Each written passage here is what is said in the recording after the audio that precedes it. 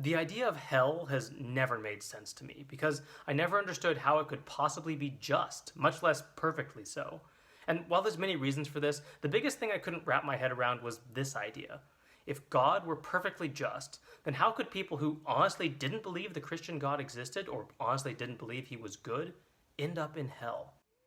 This is Thoughtful Beetle, and in this video I'd like to take you through my exploration of this topic and to also explain my thought process behind asking about hell, justice, and being honestly mistaken. Now, I tried to find answers relating to the justice of hell before. I listened to hours of apologists giving talks and answering questions. I'd read some of their work and read some of the Bible. I asked questions about the justice of hell in person at a Q&A with a professor and theologian and spent time talking with him afterwards. But to me, none of it satisfactorily dealt with the issues that I saw. And the problem seemed to be that I could never engage with the idea further. I'd read or hear ideas or concepts that I did not find compelling, but I was never able to push the issue and try to have my follow-up questions answered. In the end, I always left frustrated and feeling like the real questions still remained. So eventually, I decided to talk with people about it. To talk with people formally educated in the topic, or more importantly, those who had made it their job to explore their faith with others. For this video, there were 3 people who I spent the most time talking with. Clay, a pastor at an evangelical free church, Greg, a hospice chaplain, and Rita, an Episcopal chaplain. It has been extremely informative to talk with actual people, often for a couple hours at a time. And to everyone who participated in this process, regardless of whether they're in this video or not, I say thank you. Now, I came up with a list of questions that I thought would answer my main points, but that I also hoped would reveal any instances where we might be approaching the topic with different perspectives. The questions were: 1. What is justice? 2. Can we check if God is actually just? 3. If there was a God who was committed to malevolence, would their actions be just? 4. What is hell? 5. How do we end up in hell? And finally, the big question, 6, is it possible to be honestly mistaken about the existence or goodness of God? Quick disclaimer, while the people I talk to do represent a range of views and denominations, just know, of course, they don't represent all possible views of Christianity. Additionally, these were long conversations, usually lasting at least an hour, and we covered a whole lot of topics other than just the questions that I listed before. These people had a lot to say, far more than I could ever put into just this video. So, while I feel that I accurately represented their views and opinions, just know that you're only seeing a small fraction of the conversations that we had. But what did these pastors and chaplains have to say? To start with, I wanted to know how Christians viewed justice. So, in their view, what is justice?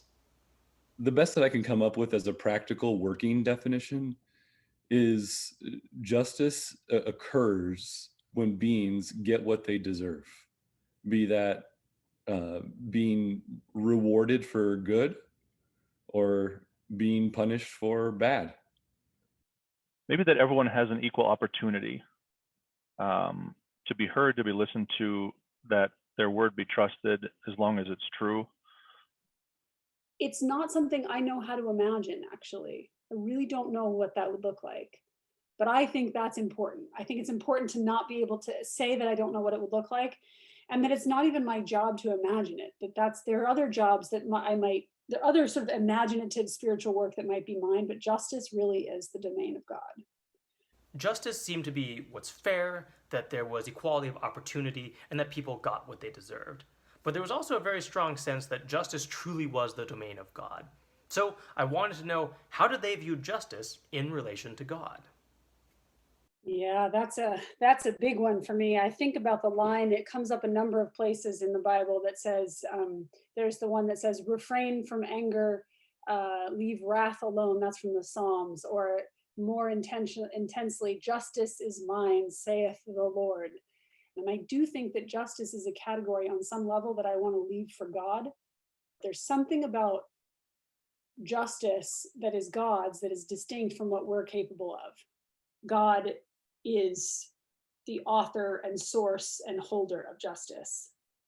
Yeah, I mean, I would say it's that which conforms to the character of God, or that which conforms to the design of God. Yeah, I certainly believe that idea that God is love and that ultimately God is the ultimate one who brings true justice. And that might look different than we would think, but we see such a tiny little bit.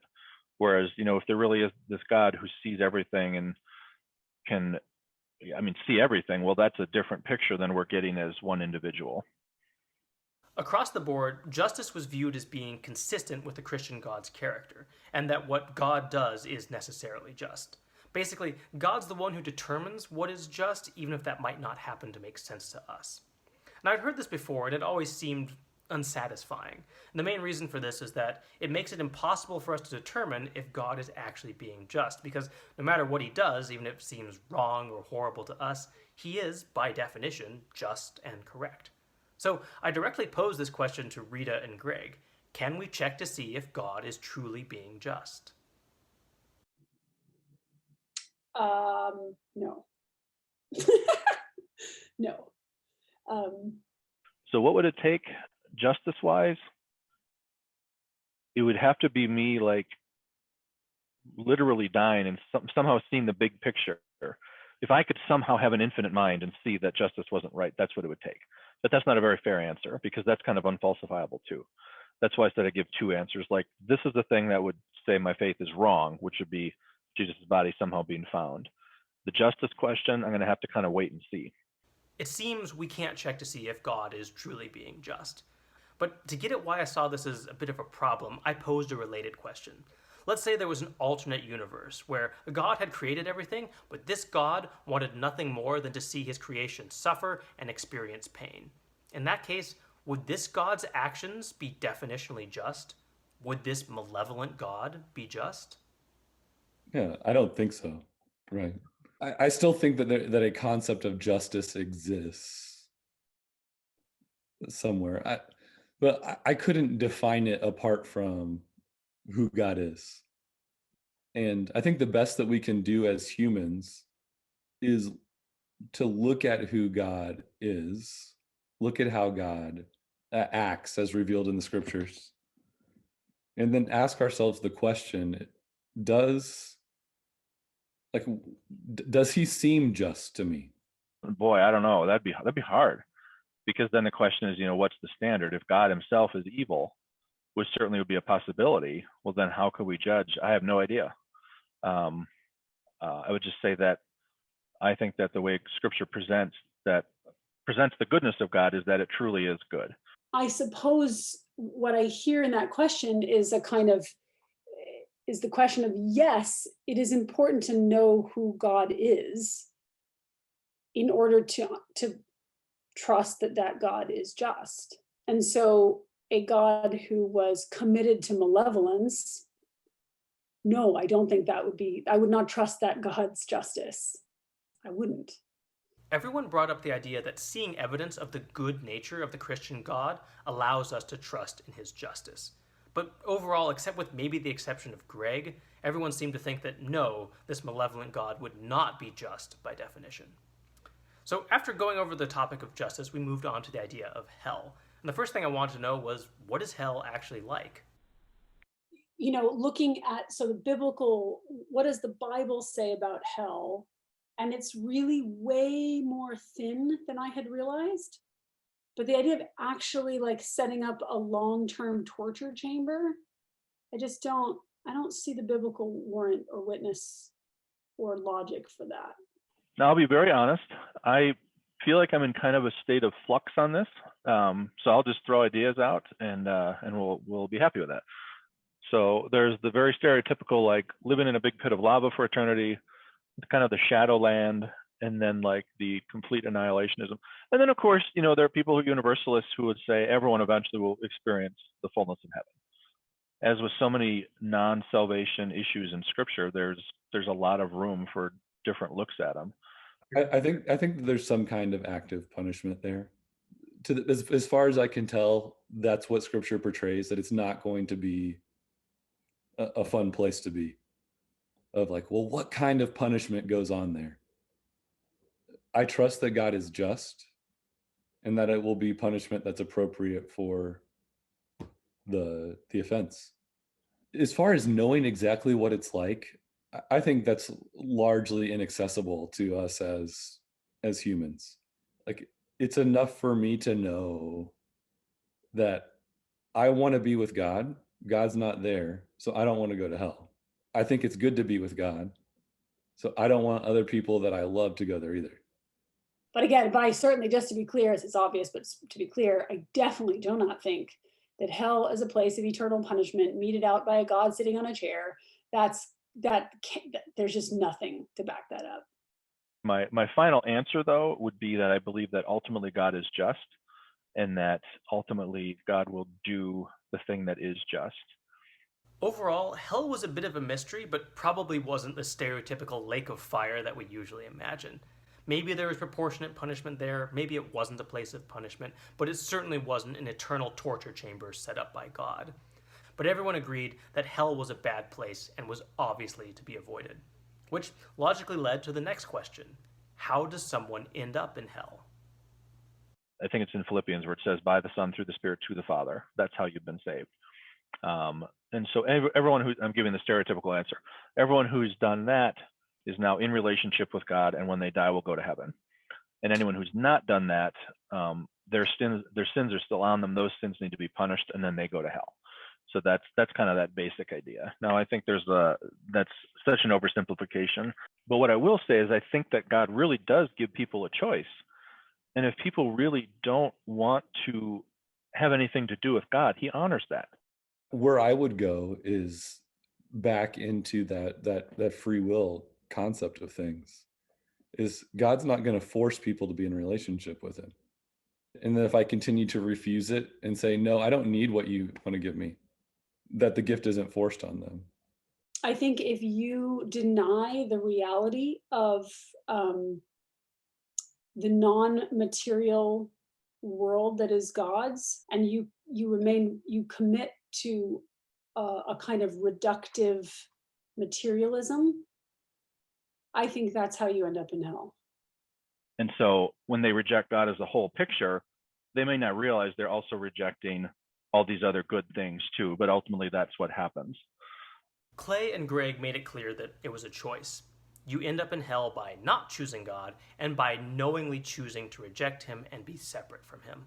In that way, God doesn't really send you to hell, but instead you choose to be there. Rita was a bit less sure about a willful choice per se, and talked more about rejecting the idea of an immaterial world. And while I didn't have time to include it, she also made it clear that she wasn't sure that people really had free will, which is something that both Clay and Greg presupposed in their answers about how someone ends up in hell. But overall, it seemed that hell was a choice, in some sense of the word, to be knowingly separate from God. Which leads us to the final question. Is it possible to be honestly mistaken about God existing or about God being good? Oh, sure. Yeah. It'd purely be, and hopefully this isn't too cliche, but about free will, and that we are given that choice. God showed us enough to make it so we could believe, but not so much that we have to believe. And I think if God presented himself in a way that everyone was just kind of like, well, we got to believe, and clearly it's right there, that it would be almost like an abuse of power, if I can overstate it like that. I'm not sure that's the best answer, but I think that's how I really feel about it. We really do, I think, get to make a choice. If you're looking for the thing that you want and you're honestly looking for it, but it's not the thing that's really there, it might be harder to find it. Now, the answer could still be, well, why doesn't God do that? And there again, I'd have to say, first, I don't know, because I would like God to be clearer too. I would say that as a lament to myself. And I don't know how many ways, to think of the Romans passage, how many ways has God revealed that himself to that person that they didn't see, either willfully or whatever? And there's I would never say that to someone because I just don't know, which is why I would not have written Romans 1:20. I think it does beg all those other questions of how honest is that person? And that doesn't mean the person is dishonest, because I think a person really could be honestly saying that and not catch that God has already spoken and revealed himself to them in ways that they either chose not to be interested in, or I'm kind of leaning away from just missed, because that kind of goes back to your whole point. Like, well, if God's given signs that people aren't seeing, well, that's pretty pointless too. And I totally hear you on that. I'm sure you've heard the story of, the guy who's trapped on the roof in the flood and he's praying for help. And the guy comes by in a helicopter. He's like, no, God's going to help me. The guy comes by in a boat. No, God's going to help me. And he finally drowns. And then he's like, why didn't you help me? He's like, who thinks sent the helicopter and the boat? I think that as funny as that is, there is some truth there too. But that I wouldn't project into someone else's life. Yeah, I think without committing myself to particular words or phraseology, I would deny that possibility, and say that at some level they've knowingly chosen evil over God. What that motivation is, they want to live the way they want to live in some way. I think that even as Roman says again, like, we all have enough knowledge to make the decision. So we could be wrong about God existing in a certain way. Again, this kind of constant check, like we think we have things we know we can say about God, but we're dealing with pottery shards relative to something that is a whole lived reality. So yes, of course we could be wrong. And in terms of, could we be wrong about God being good? Also, absolutely. And I think one of the things that's that's quite difficult in religion is that when people have really significant kind of mystical experiences, when people feel like they have some kind of encounter, it's often just, it doesn't cash out to kind of morality as we know it. It doesn't cash out into obvious ethics as we know it. So yeah, I think it's very possible to be wrong about God being good in the narrow sense that we mean by good, if we think we know what good is, which again goes back to this question of who is the author of justice, who is the author of good and evil. The idea that God has truly given everyone adequate information was key to both Clay and Greg's responses, and the book of Romans was used as a justification. Clay said it was not possible to be truly mistaken, and used Romans as an example. Greg said it was possible to be honestly mistaken, but when pressed, he said that God had given us adequate information to know that he existed and that he was good, and that if people didn't think this, it was probably because they were choosing to ignore signs from God. And so in this way, I feel his position was actually pretty similar to Clay's. If you say you are truly mistaken, it's because you are willfully not seeing the signs from God. Rita had a different answer, although it's one that I think I would need to talk with her a bit more about to be truly confident I understood her point of view. Because she said, yes, you could be honestly mistaken about God existing or about God being good, but there were caveats. She said you could be wrong about God existing within our narrow understanding of what existence meant, and you could be wrong about God being good within our narrow understanding of what goodness meant. So before rewatching and editing these conversations, I felt positive that she thought you could be honestly mistaken. But now I'm not so sure, and it's something I'd like to talk with her more about. So, did all this answer my questions? Well, not really. Because from everything I'd read and watched before these conversations, I'd basically reached the conclusion that unless you deviated pretty far from what most Christians believed, you basically had to reach the conclusion that it was not possible to be honestly mistaken. And this seemed to be about where I ended up, with both Clay and Greg generally agreeing about willfully rejecting God or willfully missing clear signs from God. And while Rita seemed to think that it was possible you could be honestly mistaken, she was also pretty far away from what many Christians believed, by being unsure about the existence of free will and by being unsure about how one truly ended up in hell. So let me briefly walk you through why the answers I've heard still don't make sense to me. Starting with the idea of hell, it's confusing that people have to choose to be there. It does make sense from a justice perspective, because, after all, how could God be perfectly just if he allowed someone to end up in hell without being sure they knew it was happening beforehand? But it makes no sense as a choice. Why would anyone not choose God, especially when that's the only way to get to heaven and to avoid hell? The only way it makes sense for someone to choose to be apart from God is if they truly don't understand who God is. That is, they truly don't believe he's perfectly good, or they truly don't believe he actually exists. But if that's the case, then the people who end up in hell are there because they're simply mistaken about the nature of God. This creates a clear problem, where it appears that God is being hugely unfair by having sincerely confused people end up in hell. Which is why the question of being honestly mistaken is so important. Because to me, the only way it makes sense to say that God is just about the afterlife is to deny the possibility of being honestly mistaken. Otherwise, honestly incorrect people would end up in hell, which couldn't be fair and just. But here's the problem. Lots of people truly, sincerely don't believe the Christian God exists. Simply talking with people of other faiths or of no faith confirms this over and over. So saying that people cannot be honestly mistaken is a total dead end to me. It's the equivalent of somebody telling you what they believe and then you saying, "No, you're wrong. Let me tell you what you really believe." But on the other hand, if you think that people can be honestly mistaken, then how do you square the fact that lots of people who sincerely don't believe in God will end up in hell?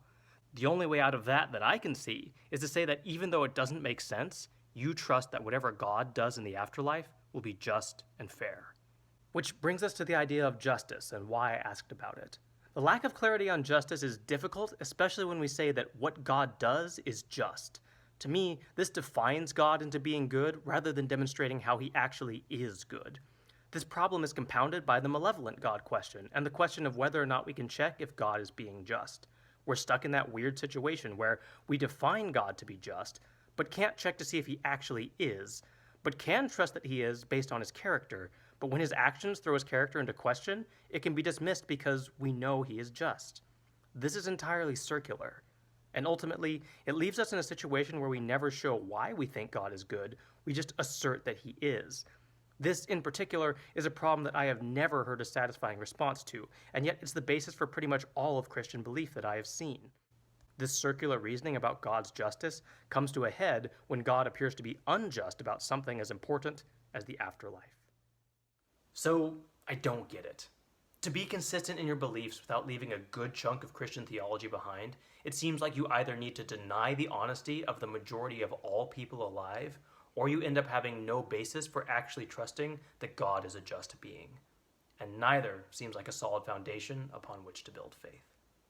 Now, I did talk with Clay, Greg, and Rita more about all of this, and we did touch on many of the points that I just brought up in our later conversations, but often in more roundabout ways and in ways that were very difficult to condense down into a short video. So I don't want you to think that they didn't have any responses to the questions that I brought up, but I'd like to talk more and more directly address what I still see as major inconsistencies.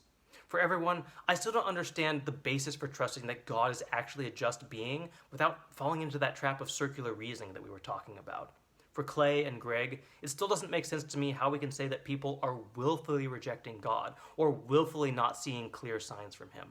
And for Rita, I'm not sure how the idea of justice squares with the possibility that free will doesn't exist. And I'd like to clarify her stance on if it's possible to be truly honestly mistaken. So for right now, justice, hell, and being honestly mistaken still don't make sense to me. But I'd love to know what you think. Do you think it makes sense to say that non-believers know God exists and know that he is good, but still choose to reject him? Do you think we have a good reason to trust that God is just, even if the afterlife seems unfair to us? Are these actual inconsistencies, or am I just missing something? Let me know what you think. In the meantime, I'm going to keep exploring these topics. But for now, I'm not convinced.